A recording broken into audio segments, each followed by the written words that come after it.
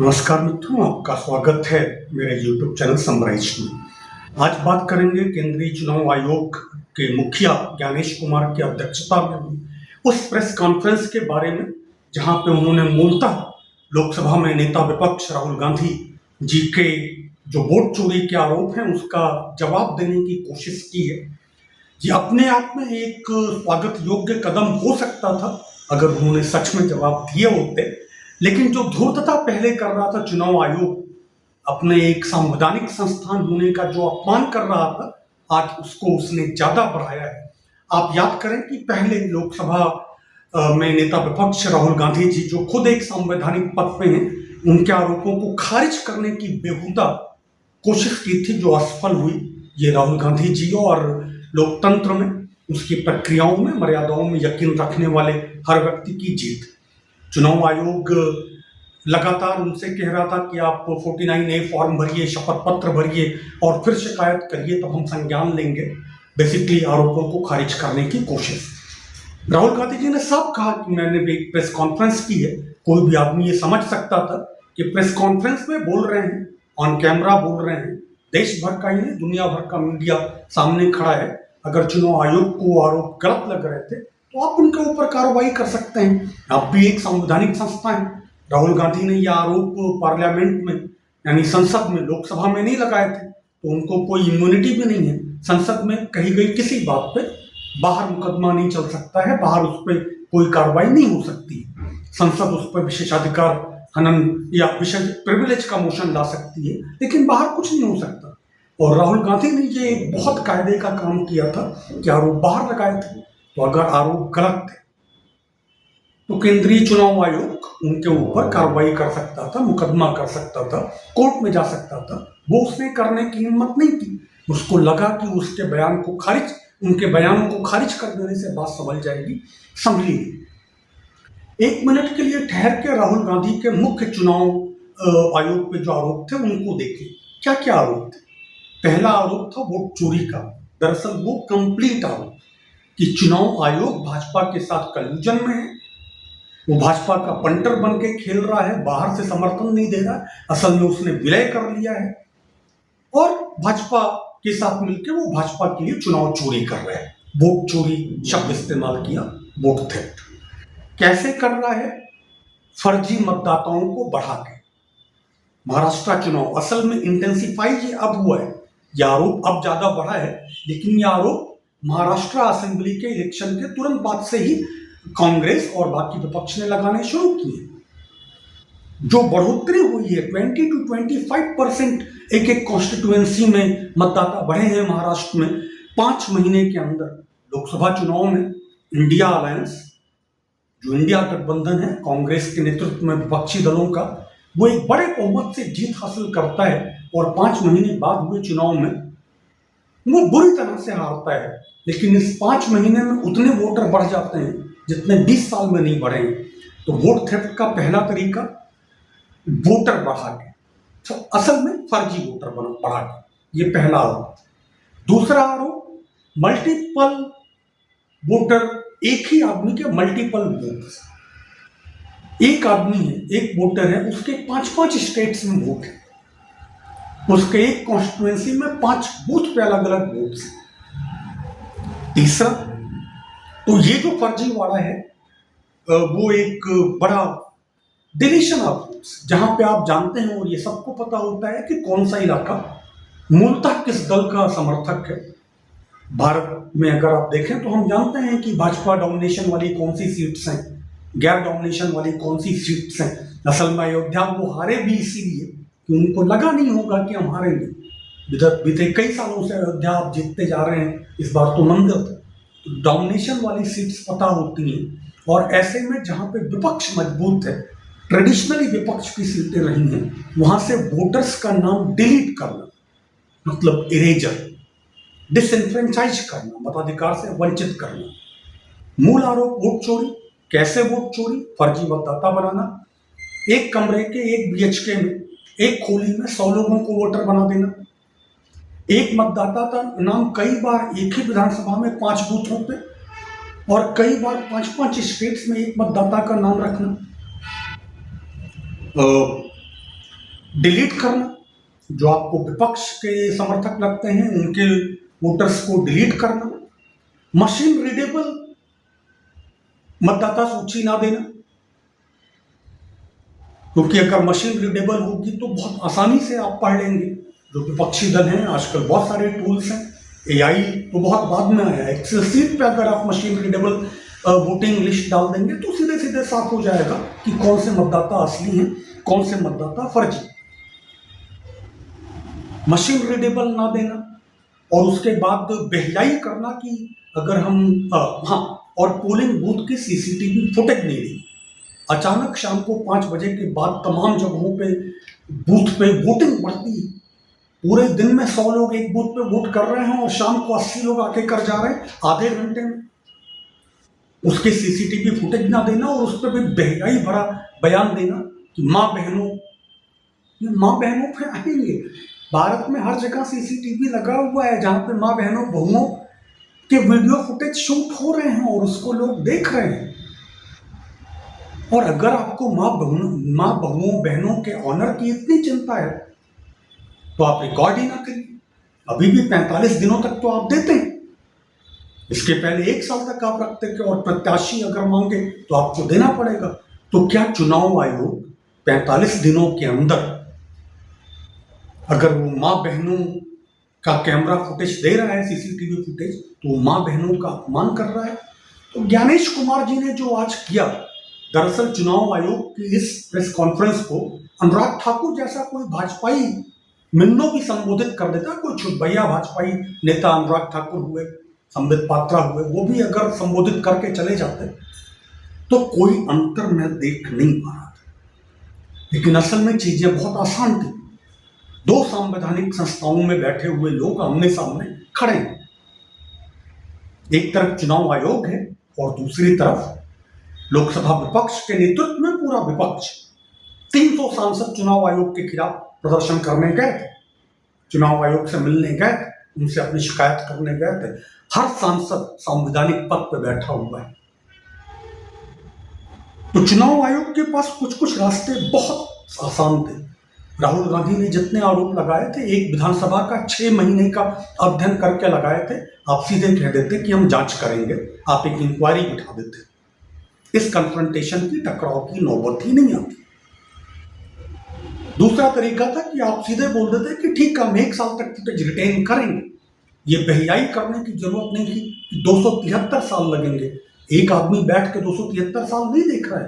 कांग्रेस के पास टीम है, विपक्ष के सारे दलों के पास टीम है, और अगर आप मशीन रीडेबल कर देंगे तो उतना टाइम देखने में लगेगा ही नहीं। दूसरे अगर आरोप सीधा 5 बजे के बाद की वोटिंग का है तो पूरा कोई क्यों देखेगा? हर विधानसभा में टीम है, वहां पे लोग बैठ के देख लेंगे। तो लगातार हर तरीके से किसी तरह से बचाने की कोशिश।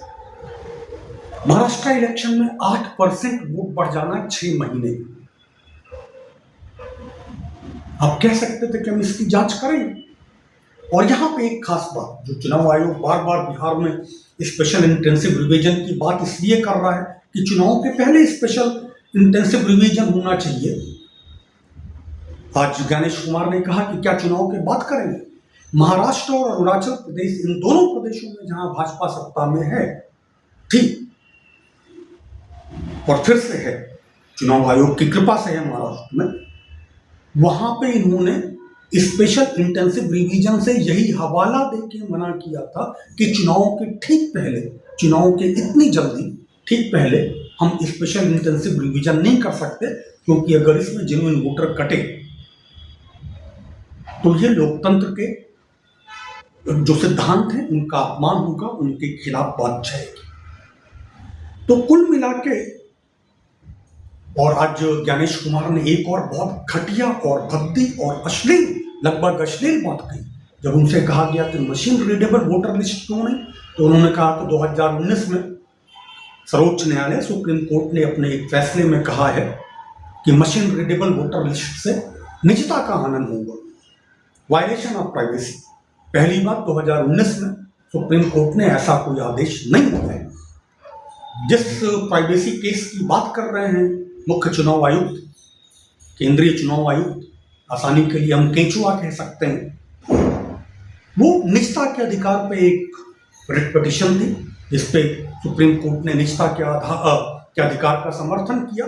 और उसमें मोटा मोटा आप ये कह सकते हैं कि सुप्रीम कोर्ट ने निजता के अधिकार को माना, स्वीकार किया और डेटा प्रोटेक्शन का आदेश दिया। डेटा प्रोटेक्शन मतलब उस आदेश में चुनाव आयोग का ही जिक्र नहीं है, वोटर लिस्ट का ही जिक्र नहीं है, मतदाता सूची का नाम तक नहीं। तो इस देश में एक संवैधानिक संस्था के शीर्ष पे बैठा आदमी सुप्रीम कोर्ट का नाम झूठ में घसीट के चला जा रहा है।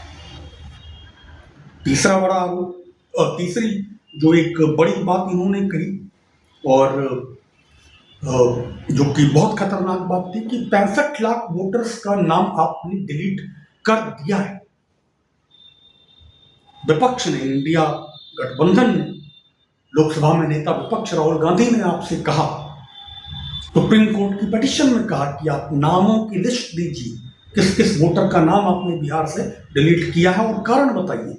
आपने सुप्रीम कोर्ट को कहा कि आप कानूनन इसके लिए बाध्य नहीं, और सुप्रीम कोर्ट ने आपको एक भरपूर तमाचा कह सकते हैं मारा और आपको कहा कि आप 65 लाख वोटर्स जिनका नाम डिलीट किया है उनकी सूची दीजिए और कारण बताइए। एक एक आदमी की सूची दीजिए और कारण बताइए, और उसके बाद आपको देना पड़ा। और आज जब एक प्रेस कॉन्फ्रेंस में पत्रकार आपसे सवाल पूछ रहा है कि आपने सुप्रीम कोर्ट के आदेश के बाद क्यों दिया, आपने उसके पहले क्यों नहीं दिया, तो आप बकवास क्या कर रहे हैं। आप बोल रहे हैं कि आप ये नहीं बता रहे हैं कि आपने इसका पुरजोर विरोध किया और किसके इशारे पे किया, ये साफ है। आप ये कह रहे हैं कि नहीं, सुप्रीम कोर्ट का आदेश है कि अलग वेबसाइट बनाएंगे। कोई अलग वेबसाइट जिलों की नहीं बन रही है, ये तो आप झूठ बोल रहे हैं। तो अब आते हैं आज की प्रेस कॉन्फ्रेंस में जो बुनियादी मुद्दे थे उनकी बात हो चुकी। एक तो जो इतना थिएटर से संवैधानिक पदों पर बैठे हुए लोग अगर राजनीतिक न हो, प्रधानमंत्री के साथ हमारी जितनी सहमति हो वो ड्रामा कर सकते हैं। क्यों? क्योंकि वो संवैधानिक पद पर बैठे होने के साथ साथ एक राजनेता है। लोकसभा में विपक्ष के नेता राहुल गांधी हो या कोई सांसद हो, ये लोग थिएटर कर सकते हैं क्योंकि वो सीधे सीधे जनता से डायलॉग में है, वो भाषण दे रहे हैं। लेकिन आप ज्ञानेश कुमार जी और बाकी चुनाव आयोग, आप नेता नहीं हैं, आप जनता को भाषण नहीं दे रहे, आपको रेबल राउजिंग नहीं करनी है। तो ये जो आप तमाशा कर रहे थे, चुनाव आयोग मतदाताओं के साथ चट्टान की तरह खड़ा है, 15 बार आपने ये बात बोली, इस बात का मतलब क्या है? और वही आपने झूठ बोली। आप एक सवाल के जवाब में कह रहे हैं कि मकान हाउस नंबर 0 इसलिए है, मकान नंबर 0 इसलिए है क्योंकि बेघर लोग हैं। और ऐसे दिल्ली में जैसे ही भाजपा सरकार आई और उसने झुग्गियां गिराई, आप उन लोगों को मतदाता सूची से निकालने, सर्वे करने पहुंच गए। तो आपकी बातें तो कंट्राडिक्टरी हुई।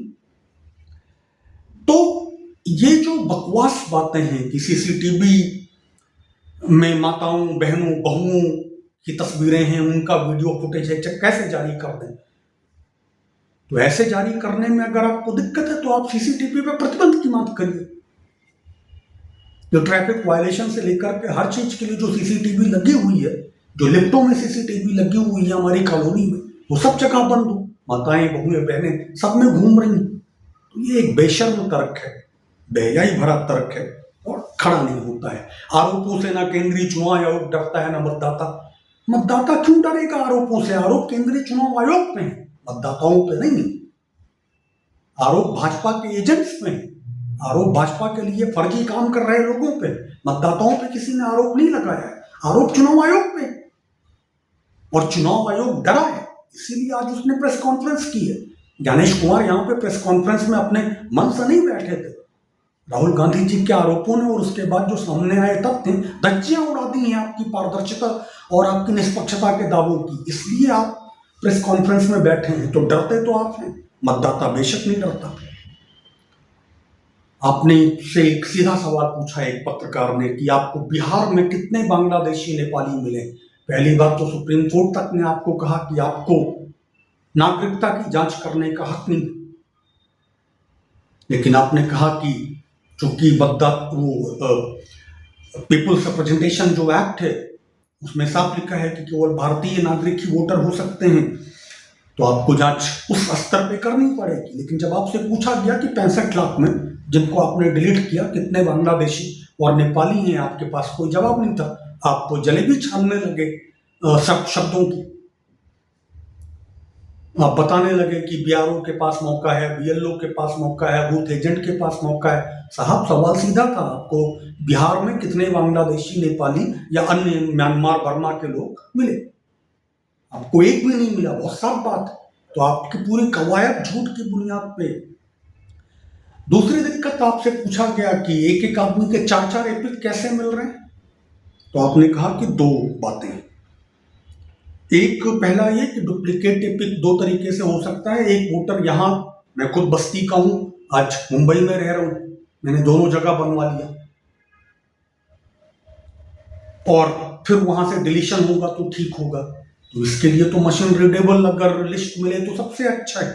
आपने कोई पीयूष जी का उदाहरण दिया कि पीयूष जी का नाम 4 जगह अगर है, या 10,000 लोगों का नाम, हजारों लोगों का नाम, लेकिन साहब पीयूष जी के बाप का नाम तो एक नहीं होगा।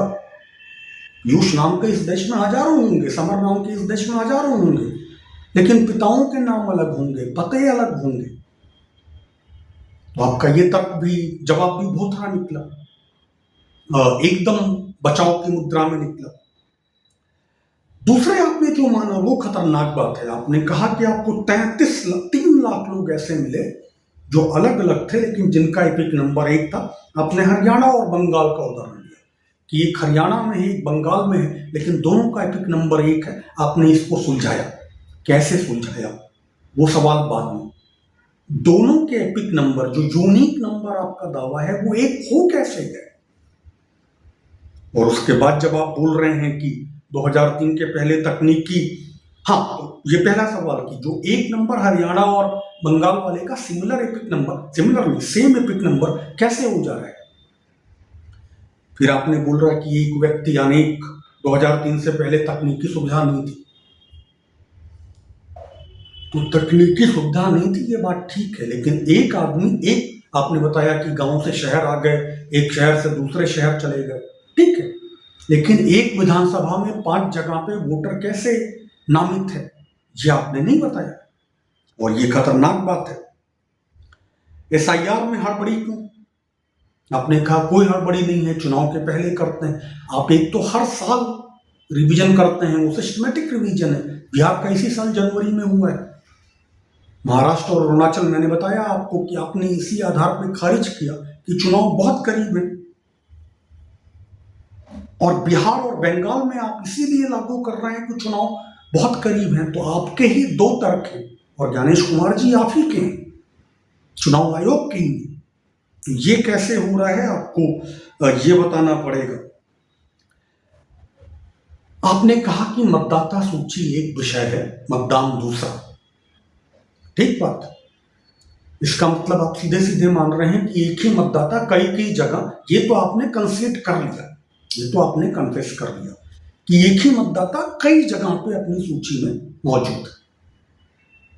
मशीन रीडेबल अगर आप सूची दे दें, विपक्ष को ना दें, अभी मतलब आपका जो कहना है झूठे आधार पे, लेकिन मशीन रीडेबल अगर आप अपनी वोटर लिस्ट, उसको खुद एक आपको सॉफ्टवेयर रन कर देना है, आपको तो मिल जाएगा। आप क्यों नहीं कर रहे हैं? फिर आप कह रहे हैं कि मतदाता सूची एक विषय है, मतदान दूसरा है। अगर एक मतदाता का नाम कई जगह पे मतदाता सूची में है, इसका ये मतलब नहीं है कि वो आएगा और वोट करके चला जाएगा, क्योंकि बूथ एजेंट है, पोलिंग एजेंट है। आप झूठ बोल रहे हैं गणेश कुमार। क्यों झूठ बोल रहे हैं? बाकी तो चले जाइए, बहुत दूर जाने की जरूरत नहीं। इस मुंबई में अगर कोई आदमी 5 अलग अलग बूथ पे रजिस्टर्ड है, तो बूथ एजेंट अपने बूथ वालों को पहचानेगा, जो रेगुलर लोग हैं। मुंबई में मैं और मेरे रिश्तेदारों के घर अलग अलग हैं। अगर मैं अपना जहां पे रहता हूं थाने, वहां पे भी मैं रजिस्टर्ड हूं, और वहां पे मैं जाके 2 बार वोट नहीं कर पाऊंगा, ठीक बात। लेकिन अगर मैं अपने रिश्तेदारों के बूथ पे भी रजिस्टर्ड हूं, तो वहां पे मुझे कौन पहचान रहा है? और जो पहचानेंगे वो ऐसे पहचानेंगे कि यहाँ के आदमी आता रहता है यहाँ। तो आप इस पे भी पकड़े गए। उसके बाद जो आपने कहा कि एक पीपीटी पे चुनाव आयोग काम नहीं करेगा, और उसके बाद तो आप एकदम ही बेहयाई वाले चुनावी भाषण में चले गए। मेरे मतदाताओं को, मेरे मतदाता क्या होता है? आप मालिक हैं, आपके मतदाता नहीं, देश के मतदाता हैं, देश के नागरिक हैं, इसलिए मतदाता हैं। 18 साल के ऊपर हैं इसलिए मतदाता हैं, आपकी बपौती नहीं। मेरे मतदाता, उनको अपराधी बनाना, आपके मतदाताओं को नहीं, आपके मतदाता ही नहीं। कोई किसी मतदाता को अपराधी नहीं बना रहा है। अगर अपराध किया है, अगर अपराध हुआ है तो अपराधी आप हैं। चुनाव आयोग एक पार्टी के साथ कॉल्यूजन में, जो एक पार्टी को फायदा पहुंचाने के लिए फर्जी मतदाता बना रहे हैं, लाखों लाख आप वोटर बढ़ा दे रहे हैं और लाखों लाख आप वोटर डिलीट कर रहे हैं। बिहार में 65 लाख में आपने बताया कि 22 लाख मृत मतदाता हैं। फिर आपसे पूछा गया कि क्या 5 महीने में 22 लाख मर गए? लोकसभा चुनाव अभी हुआ था, उसके तुरंत बाद, मतलब अप्रैल में शायद खत्म हुआ है, तो अप्रैल से सितंबर अगस्त तक में 5 महीने में 22 लाख लोग मर गए। तो उसका फिर आपने एक अजीब जवाब दिया कि नहीं, ये 5 साल में नहीं मरे हैं, ये तो 20 साल से मरे। 20 साल में तो आपने SIR किया है, स्पेशल इंटेंसिव रिवीजन किया है। 20 साल में कम से कम 2011 में सर्वे भी हुआ, सेंसस भी हुई है, 2021 में सेंसस नहीं हुआ है। और ये जो मतदाता मर गए हैं उनको तो बूथ एजेंट पकड़ के रखते हैं। तो ये झूठ बोलने की क्या जरूरत है?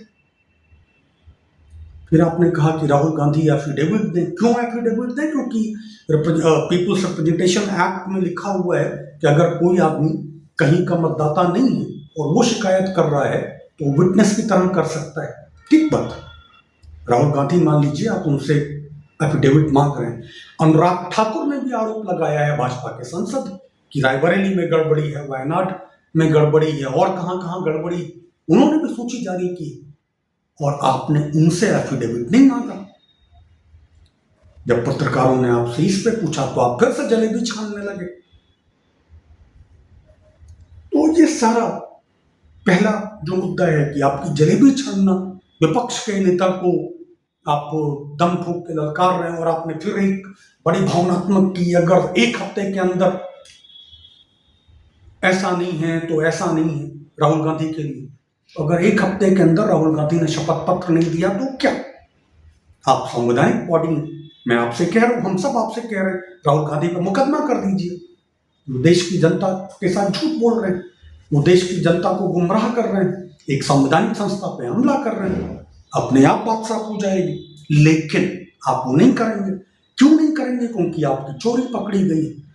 अखिलेश यादव ने, समाजवादी पार्टी के राष्ट्रीय अध्यक्ष श्री अखिलेश यादव ने 18,000 लोगों का एफिडेविट जमा किया हुआ है आपके पास।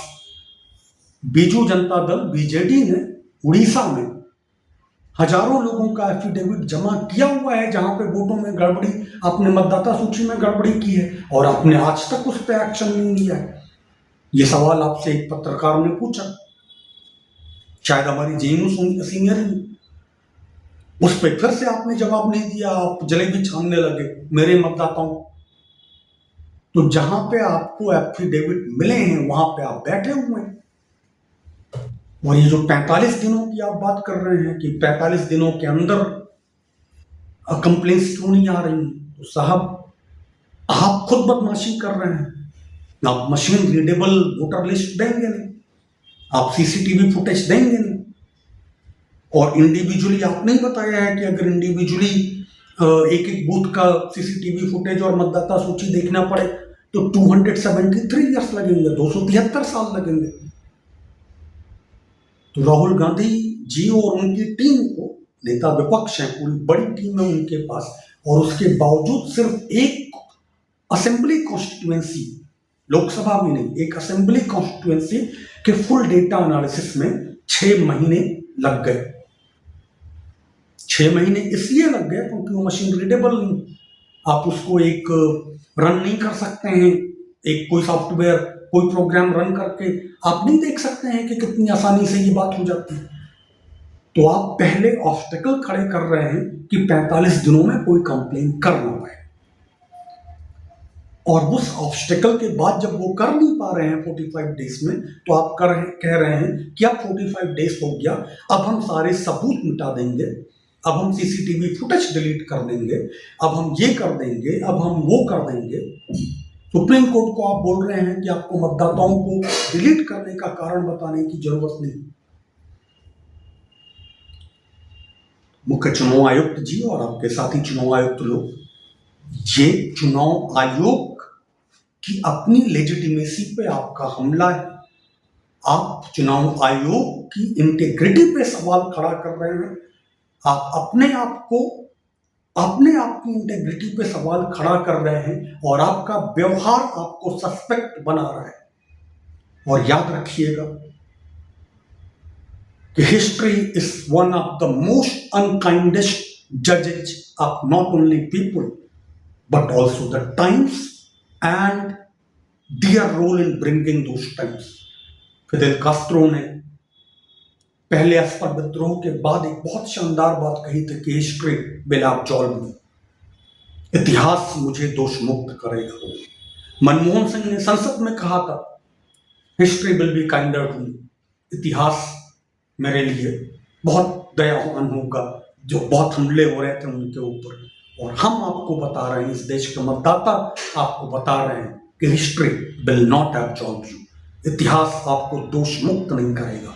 अगर आपने अभी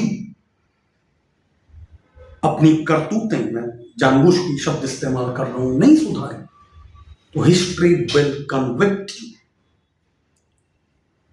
and in your life time. Election commission का काम किसी पार्टी का पंटर बनना नहीं, ये बंद करिए।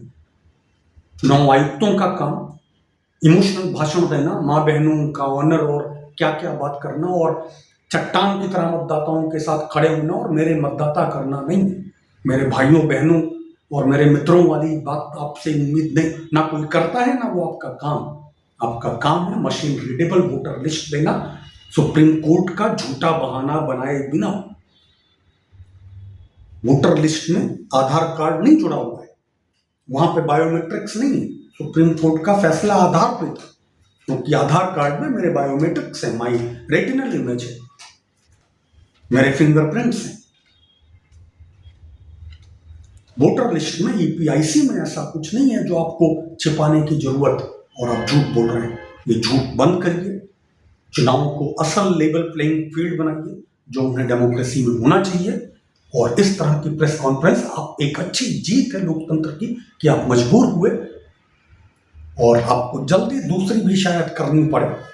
22 अगस्त को फिर से सुनवाई है, अभी सुप्रीम कोर्ट में बात खत्म नहीं हुई है। मैं उम्मीद करता हूं कि you will go for a course correction, आप अपने रास्ते ठीक करेंगे, अपना व्यवहार ठीक करेंगे।